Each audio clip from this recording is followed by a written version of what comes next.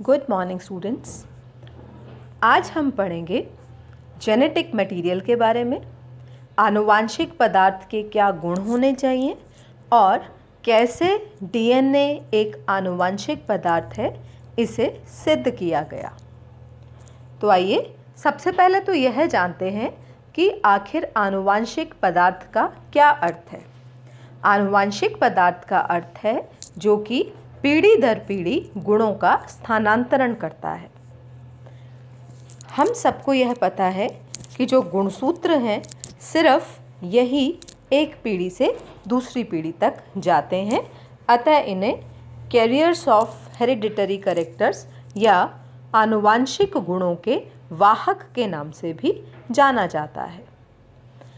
Chromosomes nucleoprotein nature के होते हैं, न्यूक्लिक एसिड तथा प्रोटीन के बने होते हैं। अतः लंबे समय तक यह विवाद का विषय रहा कि आखिर जेनेटिक मटेरियल क्या होना चाहिए, प्रोटीन अथवा न्यूक्लिक एसिड। आइए यह देखते हैं कि जेनेटिक मटेरियल में कौन कौन से गुण होने चाहिए। क्योंकि जेनेटिक मटेरियल को एक पीढ़ी से दूसरी पीढ़ी में जाना होता है, अतः यह रेप्लिकेशन या अपने समान कॉपी बनाने में सक्षम होना चाहिए। जेनेटिक मटेरियल के द्वारा ही यह निर्धारित किया जाता है कि अगली पीढ़ी में किस प्रकार के गुण पाए जाएंगे, अतः इसमें इंफॉर्मेशन को स्टोर करने की तथा समय आने पर उसे गुणों के रूप में प्रकट करने की भी क्षमता होनी चाहिए। कौन से समय में कौन से गुण को अथवा किस आयु में किस गुण को एक्सप्रेस करना है, यह भी जेनेटिक मटेरियल में निश्चित होना चाहिए। जेनेटिक मटेरियल में परिवर्तित होने की परंतु नियंत्रित रूप से परिवर्तित होने की भी क्षमता होनी चाहिए, अर्थात म्यूटेशन या उत्परिवर्तन होने की संभावना इसमें होनी चाहिए। और साथ ही क्योंकि इसे पीढ़ी दर पीढ़ी गुणों को स्थिर बनाए रखना है, इसे स्थायी अथवा स्टेबल नेचर का भी होना पड़ेगा। तो इस प्रकार कोई भी मटेरियल जो कि जेनेटिक मटेरियल के रूप में कार्य करना चाहता है उसे इन सब गुणों युक्त होना चाहिए। अब हम बात करें कि डीएनए को जेनेटिक मटेरियल माना जाए, इसके पक्ष में क्या क्या प्रमाण दिए गए। तो सर्वप्रथम तो हम पढ़ेंगे इनडायरेक्ट तथा डायरेक्ट एविडेंसेस के बारे में। इनडायरेक्ट या अप्रत्यक्ष प्रमाण जो हैं, जो डीएनए को जेनेटिक मटेरियल के रूप में एक उपयुक्त मॉलिक्यूल बताते हैं, वह इस प्रकार से हैं।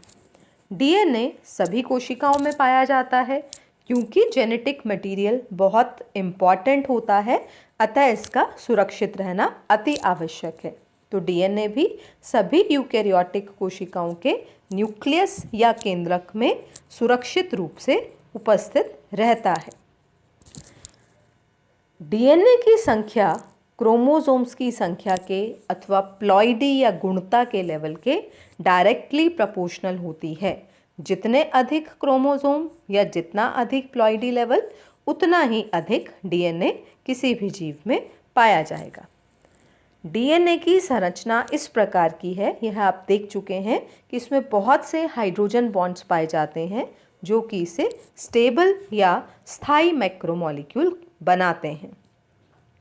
साथ ही इसकी संरचना यह भी अलाउ करती है कि यह रेप्लिकेशन की प्रक्रिया कर सके तथा अपने समान नए डीएनए मॉलिक्यूल्स को उत्पन्न कर सके।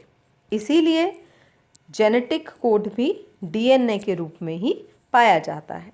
तो यह सभी प्रमाण इस बात की ओर इशारा करते हैं कि जेनेटिक मटेरियल के रूप में काम करने के लिए डीएनए एक उपयुक्त अणु है।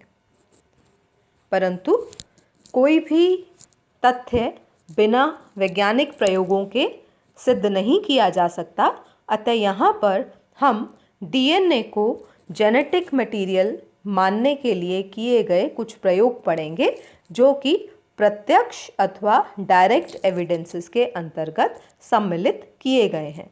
क्योंकि इन प्रयोगों से प्राप्त परिणामों के आधार पर निश्चित रूप से यह व्याख्या की जा सकती है कि डीएनए ही जेनेटिक मटेरियल के रूप में कार्य करने वाला अणु है। तो इसके अंतर्गत सर्वप्रथम हम पढ़ेंगे बैक्टीरिया में पाया जाने वाला रूपांतरण या ट्रांसफॉर्मेशन इन बैक्टीरिया।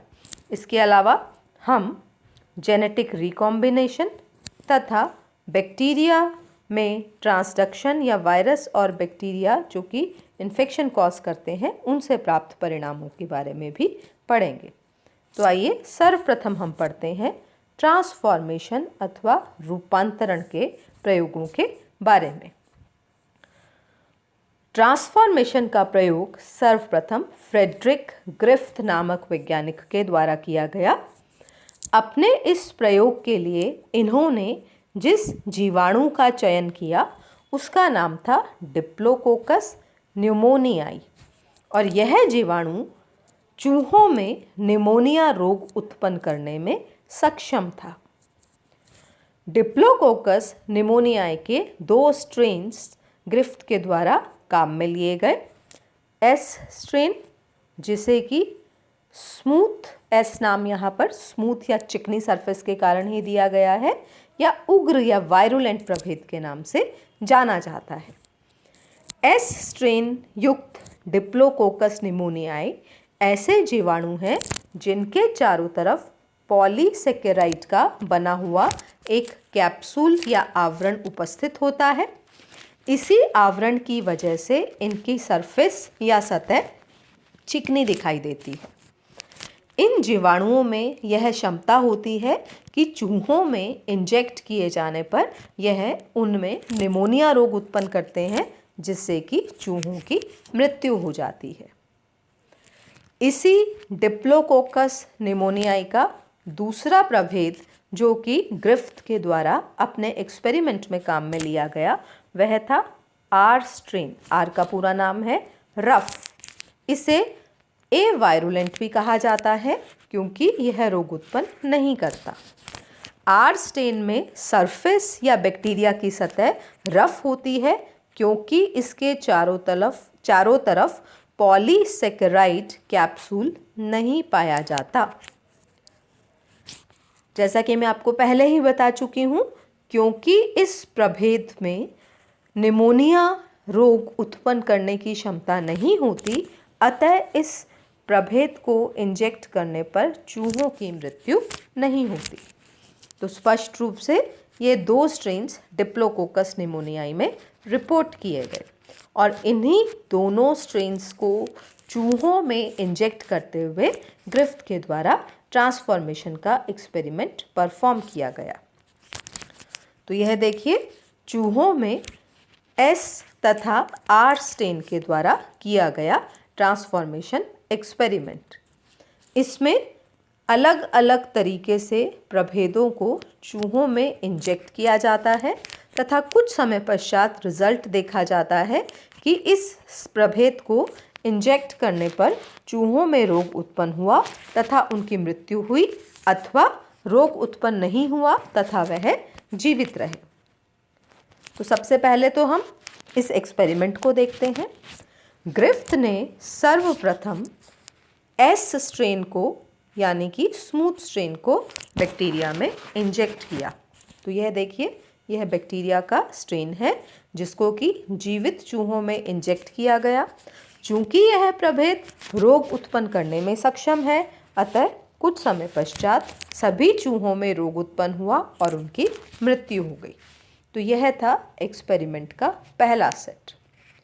इसी एक्सपेरिमेंट के दूसरे सेट में दूसरे प्रभेद यानी आर स्ट्रेन को चूहों में इंजेक्ट किया गया। तो इस प्रकार इस आर स्ट्रेन को चूहों में इंजेक्ट करवाने पर यह पाया गया कि चूहों में रोग उत्पन्न नहीं होता और सभी चूहे जीवित पाए गए। तो यह था दूसरा सेट। तो इससे यह पता लग गया कि एस प्रभेद रोग उत्पन्न करता है, आर स्ट्रेन रोग उत्पन्न नहीं करता। अब थर्ड सेट ऑफ एक्सपेरिमेंट में कुछ परिवर्तन किया गया। देखिए क्या परिवर्तन किया गया।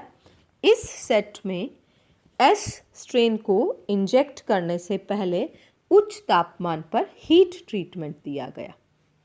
तो तो इस प्रकार यह पाया गया कि अत्यधिक हीट देने पर यह बैक्टीरिया मर जाते हैं। अब इन्हें हीट किल्ड बैक्टीरिया के नाम से जाना जाता है। तो जब इन हीट किल्ड बैक्टीरिया को चूहों में इंजेक्ट किया गया तो यह पाया गया कि इनके रोग उत्पन्न करने की क्षमता नष्ट हो जाती है और यह चूहों में रोग उत्पन्न नहीं कर पाते, जिससे सभी चूहे जीवित रह जाते हैं। तो यह था थर्ड सेट, जिसमें वायरुलेंट बैक्टीरिया हीट के द्वारा अपने गुणों में परिवर्तन करके नॉन वायरुलेंट बन जाते हैं। इसके पश्चात फोर्थ सेट लगाया गया एक्सपेरिमेंट का, और इस फोर्थ सेट में हीट किल्ड एस स्ट्रेन तथा आर स्ट्रेन के बैक्टीरिया दोनों को इकट्ठे चूहों में इंजेक्ट किया गया। तो अब जो रिजल्ट्स आए वह बहुत ही सरप्राइजिंग थे, क्योंकि यह माना जा रहा था कि आर स्ट्रेन तो पहले ही रोग उत्पन्न करने की क्षमता नहीं रखता और हीट के द्वारा किल किए गए एस बैक्टीरिया में भी या एस स्ट्रेन में भी रोग उत्पन्न करने की क्षमता नष्ट हो जाती है। तो ऐसी स्थिति में चूहों में रोग उत्पन्न नहीं होना चाहिए था, परंतु आश्चर्यजनक रूप से चूहों में रोग उत्पन्न हुआ तथा सभी चूहों की मृत्यु हो गई। तो यह था फोर्थ सेट। तो ग्रिफ्थ ने चूहों पर अपना एक्सपेरिमेंट इस प्रकार 4 सेट्स के तहत किया। तो यह चित्र अब हम दोबारा अच्छे तरीके से समझते हैं। इस चित्र में हम देखते हैं कि जब डेड यानी हीट किल्ड एस को मारा गया तो चूहे जीवित रहे। जब आर स्ट्रेन को इंजेक्ट किया गया तब भी चूहे जीवित रहे। लेकिन जब एस जो कि हीट किल्ड थे तथा आर दोनों का मिक्स्ड प्रभेद पाया गया तो चूहों की मृत्यु हो गई। तो ग्रिफ्थ ने बहुत ही ध्यानपूर्वक इस प्रयोग से प्राप्त परिणामों का अध्ययन किया और उसने यह पाया कि इस प्रयोग के दौरान हीट किल्ड एस बैक्टीरिया से ऐसा कुछ पदार्थ आर बैक्टीरिया में स्थानांतरित होता है जो कि आर बैक्टीरिया के गुणों को परिवर्तित कर देता है तथा उनमें रोग उत्पन्न करने की क्षमता भी उत्पन्न कर देता है। और इसी स्थानांतरित होने वाले पदार्थ जो कि आर बैक्टीरिया के गुणों को ट्रांसफॉर्म कर देता है, इसी आधार पर इस एक्सपेरिमेंट को कहा गया ग्रिफ्थ इफेक्ट या बैक्टीरियल ट्रांसफॉर्मेशन। तो यह था बैक्टीरियल ट्रांसफॉर्मेशन, यानी एस किल्ड बैक्टीरिया से कोई पदार्थ यानी something is transferred to R bacteria which transforms its properties. हालांकि ग्रिफ्थ नहीं पता लगा पाए कि वह क्या चीज़ थी जो कि स्थानांतरित होकर गुणों में परिवर्तन कर रही है। ग्रिफ्थ के पश्चात अनेक वैज्ञानिकों द्वारा इस पदार्थ को या ट्रांसफॉर्मिंग सब्सटेंस को पहचानने का प्रयास किया गया और इसी कड़ी में एवरी, मैकलियोड तथा मैककार्टी इन तीनों वैज्ञानिकों ने 1944 में पुनः यह एक्सपेरिमेंट रिपीट किया तथा ट्रांसफॉर्मिंग एजेंट को पहचानने की कोशिश की। अपने प्रयोगों के दौरान उन्होंने बैक्टीरिया में पाए जाने वाले तीनों मुख्य पदार्थ यानी कैप्सूल में पाया जाने वाला पॉलीसेकेराइड, बैक्टीरिया में पाया जाने वाला प्रोटीन तथा डीएनए तीनों को स्टेप बाय स्टेप नष्ट किया तथा रिजल्ट्स देखे। उन्होंने पाया कि जब कैप्सूल में पाए जाने वाले पॉलीसेकेराइड को नष्ट कर दिया जाता है तब रिजल्ट्स में कोई परिवर्तन नहीं आता और चूहों की मृत्यु होती है। अर्थात पॉलीसेकेराइड्स का ट्रांसफॉर्मेशन में या रोग उत्पन्न करने की क्षमता लाने में कोई योगदान नहीं है। इसी प्रकार प्रोटीन्स को भी प्रोटीएजेस एंजाइम्स की सहायता से नष्ट किया गया और यह पाया गया कि फिर से रोग उत्पन्न होता है। अर्थात प्रोटीन्स भी ट्रांसफॉर्मेशन का कार्य नहीं करते। थर्ड स्टेप में डीएनएज एंजाइम का प्रयोग करते हुए डीएनए अणु को नष्ट किया गया और यह देखा गया कि जैसे ही डीएनए अणु को नष्ट किया जाता है वैसे ही रोग उत्पन्न करने की क्षमता भी नष्ट हो जाती है तथा चूहों में कोई रोग उत्पन्न नहीं होता और सारे के सारे चूहे सरवाइव करते हैं। तो इस एक्सपेरिमेंट के द्वारा बहुत क्लियरली यह पता लग गया कि ना तो पॉलीसेकेराइड्स ना ही प्रोटीन वह अणु हैं जो कि गुणों को स्थानांतरित कर रहे हैं, अपितु डीएनए ही वह पदार्थ है जो कि आनुवांशिक पदार्थ के रूप में कार्य करते हुए यहाँ ट्रांसफॉर्मेशन के लिए उत्तरदायी एजेंट है तथा जेनेटिक मटेरियल के रूप में कार्य कर रहा है। तो इस प्रकार यह पहला प्रमाण था जो कि ग्रिफ्थ के एक्सपेरिमेंट के द्वारा दिया गया, जिसने यह सिद्ध किया कि जेनेटिक मटेरियल के रूप में पाया जाने वाला अणु डीएनए हो सकता है। तो यह था ट्रांसफॉर्मेशन तथा ग्रिफ्थ का एक्सपेरिमेंट। इसी कड़ी में अब हम नेक्स्ट एक्सपेरिमेंट पढ़ेंगे, हर्शे एम चेज के द्वारा किया गया एक्सपेरिमेंट, जो कि आप अगले वीडियो लेक्चर में देखेंगे। धन्यवाद।